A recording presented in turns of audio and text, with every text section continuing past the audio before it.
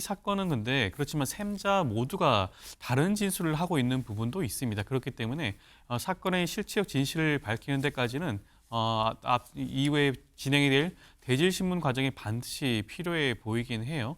삼자 간의 진술이 엇갈릴 때는 대질신문 과정을 통해서 그 부분을 맞춰볼 필요성이 반드시 있습니다. 우리나라 수사기법상 충분히 할 수가 있는 역량이 있는 부분이고요. 그 과정을 통해서 어떤 부분이 진실인지를 아마 밝혀낼 수 있지 않을까라는 생각이 드는데, 김경시 의원 같은 경우도 1억 원을 준비하게 된 이유가 강선호 전 보좌관이 공천 헌금을 조금 해야 되지 않겠냐 권유를 했다는 얘기를 하고 먼저 요청을 해서 준비했다 그랬죠. 그렇습니다. 그리고 또 강선호 의원 같은 경우도 본인도 모르게 보좌관이 돈을 받았고 그 받았다는 사실을 알고 난 다음에 바로 반환을 지시했다고 하기 때문에 까딱 잘못하다가는 이 보좌관이 중간에서 완전 모든 죄를 덤태기 씌울 가능성이 높기 때문에 네. 아마 저는 강선호 전 보좌관이 이제 좀 구체적으로 좀 얘기를 하고 있다고 보이고요.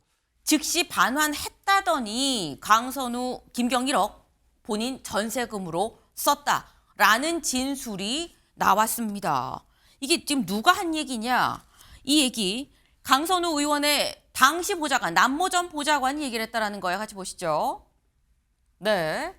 지금 이 강선우 의원이 2022년 지방선거를 앞두고 김경 시의원으로부터 받은 이 1억 원 전셋집을 구하는 자금으로 썼고 강 의원이 많이 고마워했어요 라고 남모 보좌관이 얘기를 했다고 김경시 의원이 경찰에서 얘기를 했다라는 거예요. 내가 이 보좌관한테 이렇게 얘기를 들었어요.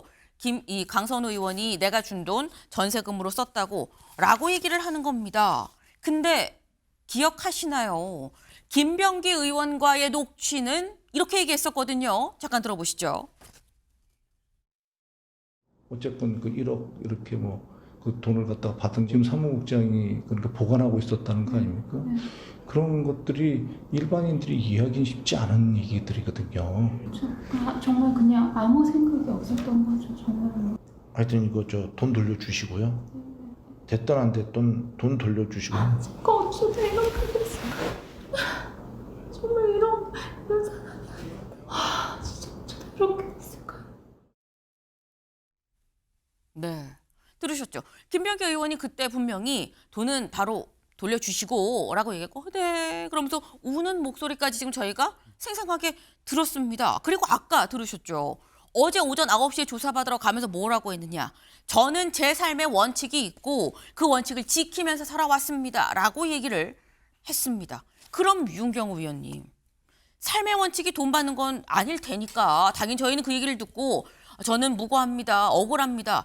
라고 생각을 했는데 지금 이 얘기는 전세 자금으로 썼다는 얘기는 이건 또 무슨 말이냐라는 거죠. 그러니까 저런 것 때문에 21시간 조사가 필요했을 것 같다는 짐작은 되는데 강선우 의원의 얘기는 A부터 G까지, A부터 끝까지 네. 다 지금은 믿을 수 없게 돼버렸잖아요. 삶의 원칙이 있습니다. 원칙대로 살아왔습니다라고 얘기한 사람이 돈을 일단 받은 거, 그 돈을 바로 돌려줬느냐 아니면 한참 있다 돌려줬느냐. 그다음에 또 다루겠습니다만 용산의 어느 호텔에서 받을 때 나중에 나가면서 돈은 보좌관한테 수령을 하도록 이런 세세한 모습들 이거는 21시간 조사에 촘촘히 집어넣어야 대목이겠죠. 중요한 건 저 1억 원이라는 게 분명히 건네졌고 그 1억 원은 어떤 대가성이 분명히 있는 걸로 지금 네. 추정이 되잖아요. 그러니까 현재는 그 보좌관인 남모 씨에게만 적용돼 있는 혐의라고 영장에 돼 있다는 거죠. 네. 정치자금법 위반은 기본인 거고요. 그다음에 1억 원이 넘으면 특가법상, 특정경제가중처벌법상 뇌물죄도 적용이 되잖아요. 그러니까 단순한 알선수재 이런 게 아니고 이제 그 다음 단계는 강선우 개인의 일탈이냐 아니면 이 당시에 민주당 또는 국민의힘이든 다른 정치권을 포함해서 지방선거라는 게 치러지면 네. 여전히 이렇게 공천을 대가로 헌금이 이루어지느냐 이렇게 단계적으로 그런 것들이 다 규명이 되어야 되겠죠. 네. 사실 경찰에서 이것저것 물어볼 게 참 많았을 수 있겠다라는 생각이 드는 게 지금 결국 굉장히 구체적으로 전세 자금으로 썼어요라는 얘기가 나왔다는 겁니다. 근데 이 얘기는 이 보좌관을 통해서 내가 들었어요. 강선우 의원 측의 전 보좌관을 얘기하는 거예요. 지금 현재는 아닙니다. 근데 이 보좌관의 얘기를 내가 들었어요라고 김경시 의원이 얘기를 했다라는 건데 사실 이게 또 김경시 의원의 얘기는 또 그럼 다 믿을 수 있는 거냐라고 생각을 할 수가 있죠.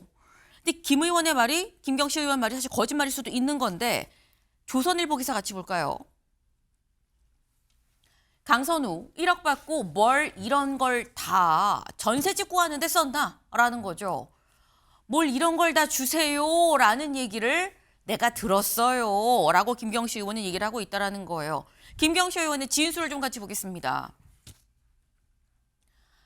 이렇게 얘기를 했다는 거죠. 2021년 12월 서울 용산구 하얏트 호텔 로비의 카페 탁 트인 곳인데 여기서 또 돈을 줬다는 거예요. 근데 여기에서 만남이 끝날 무렵에 1억 원이 든 쇼핑백을 건넸고 그러니까 아유 뭘 이런 걸 다 환한 미소와 함께 어유 뭘 이런 걸 다 주세요라고 얘기를 했다라는 얘기를 합니다.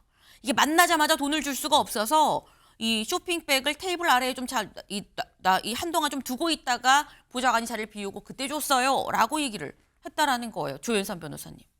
이건 또 얘기가 또 굉장히 구체적이긴 하거든요.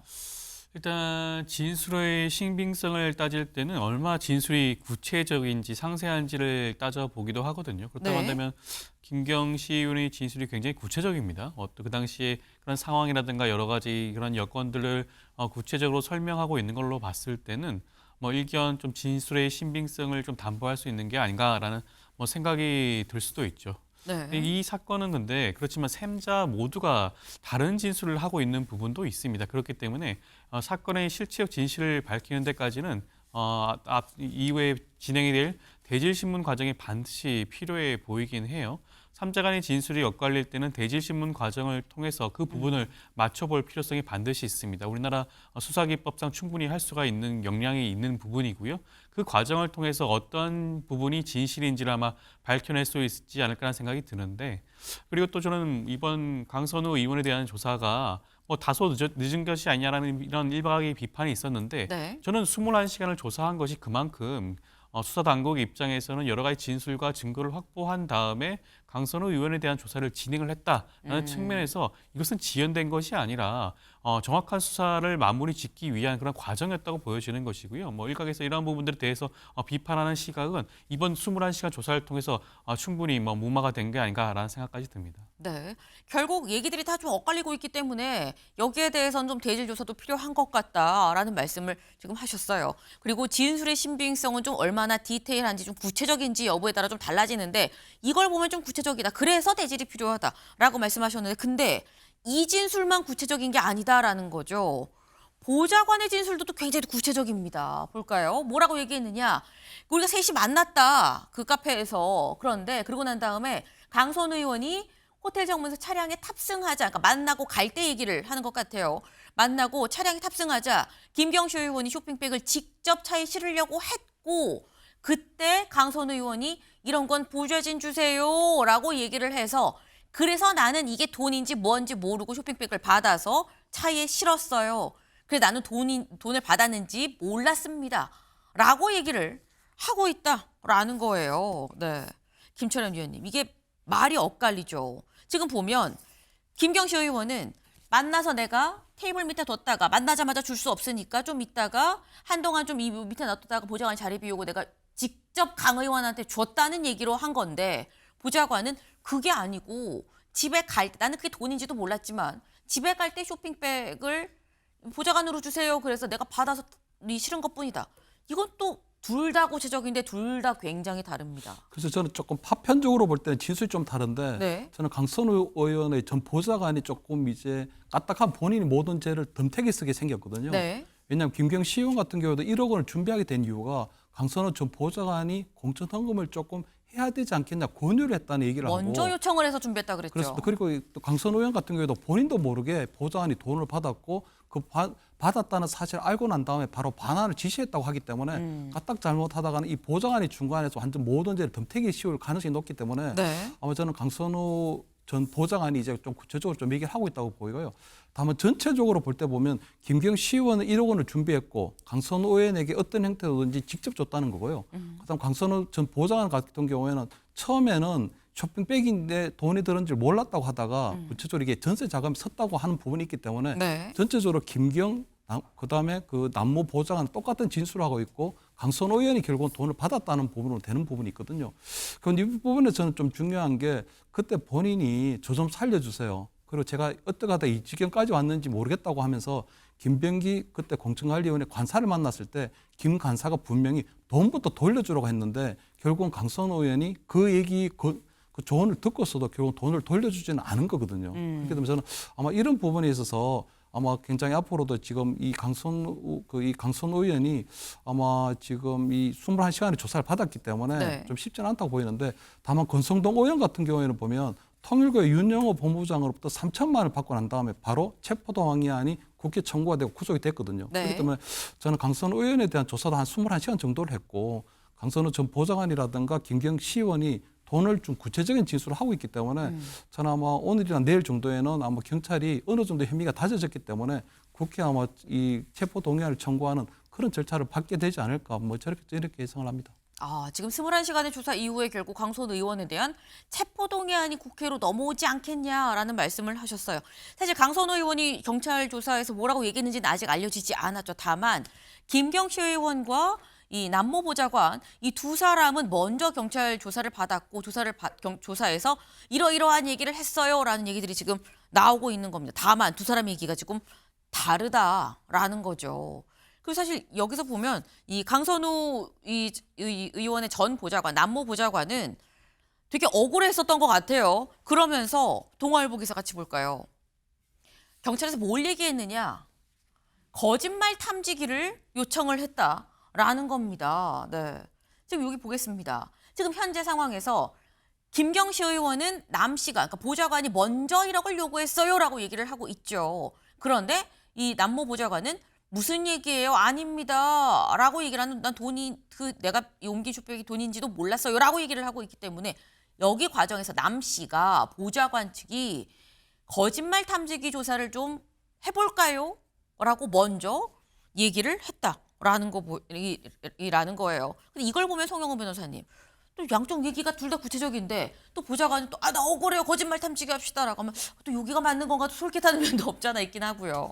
사실 거짓말 탐지기라고 하는 것은 피의자가 동의하지 않으면은 네. 그 조사를 실시할 수는 없습니다. 다만 남모 전 사무국장 쪽에서 거짓말 탐지기라도 쓰게 해달라라고 요청을 했다고 하고 또 대질 조사는 김경시 의원이 거부했다라고 그쵸. 지금 언론 보도에 알려지고 있기 때문에 적어도 현 단계에서는 경찰이 두 사람의 진술 중에서 남모 전 사무국장의 진술에 더 높은 신빙성을 부여할 가능성이 있습니다. 그러니까 김경시 의원의 진술은 우리가 나눠서 봐야 되는 거예요. 네. 본인이 자수를 했는데 그 자수서에 기재된 내용 중에서 본인의 범죄 혐의를 명확하게 뒷받침하는 내용 그 부분에 대해서는 본인의 형사처벌을 감수하는 것이기 때문에 높은 신빙성을 부여할 수 있습니다. 다만 네. 거기에서 주변적인 진술들 그러면서 본인에 대한 처벌을 약화시킬 수 있는 내용에 대해서는 액면 그대로 믿기는 곤란한 것이고 교차 검증이 반드시 필요한 것이죠. 그리고 네.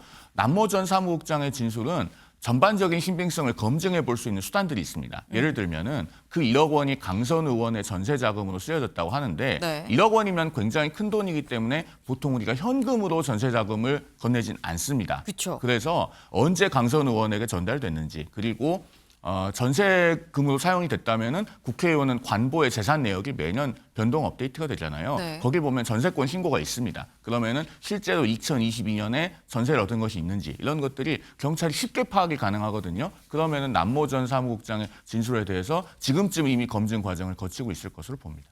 아하. 아마도 요거는 다 이 돈의 흐름을 보면 요거는 바로바로 밝혀질 수 있는 부분이기 때문에 이걸 봐가면서 누구 말이 진짜인지 아닌지 여부까지 좀 파악할 수 있지 않겠냐라는 말씀이에요. 이걸 전세금으로 쓰고 지금 얘기는 김경시 의원의 진술에 따르면 내가 돈을 돌려받은 건 난 가을쯤에 받았어요. 한 6개월쯤 뒤에 받았어요. 라는 얘기인 거죠. 근데 또 혹자는 조현산 변호사님. 그래요. 김경시 의원 입장에선 돈을 줬지만 돌려받았고 공천도 받긴 받았는데 그럼 공천의 대가라고 돈을 받았으니까 볼 수 없는 거 아니야? 그러면은 죄가 성립 안 하는 거 아니야? 라고 생각하는 분도 있을 수 있거든요. 일단 금원이 1억 원이 넘어갔다는 사실이 명확하게 확인이 되고 이를 강선우 의원이 인지했다라고 확인이 된다고 한다면 네. 뇌물죄 성립에는 크게 문제가 없을 겁니다. 뇌물죄가 성립하는 것은 그 돈을 받은 시점을 중심으로 보는 것이거든요. 그 당시에 김경식 의원이 공천 부적격자로 간주되는 상황 아니었겠습니까? 그럼에도 불구하고 단수 공천을 받게 되었죠. 그리고 그 당시에 강선우 의원이 공관위원이기도 했습니다. 이런 모든 과정에서 강선우 의원이 어떤 역할을 했는지를 한번 따져보면 될 것으로 보여지는 것이고요. 여기에 있어서만큼은 진술이 극명하게 엇갈릴 수밖에 없을 겁니다. 아마 강선우 의원은 이번 21시간 조사 과정에서도 1억 원을 받았다는 사실은 인정을 했겠죠. 이미 녹취록이 공개가 된 상황이기도 하니까. 그럼에도 불구하고 본인은 그러한 사실을 알지 못했다라는 진술을 아마 고수를 했을 가능성이 높습니다. 네. 지금 앞서 전세 자금으로 사용이 됐다라고 하지만 그 전세 자금의 용처에 대해서도 아마 반박할 수 있는 그런 소명 자료가 있을 수도 있겠죠. 여러 가지 측면에서는 아마 수사기관 입장에서는 삼자 간의 진술이 굉장히 극명하게 엇갈리고 있기 때문에 그 부분을 굉장히 가려내는 그러한 작업이 반드시 필요해 보이는 것으로 보이지 않을까라는 생각이 듭니다. 네.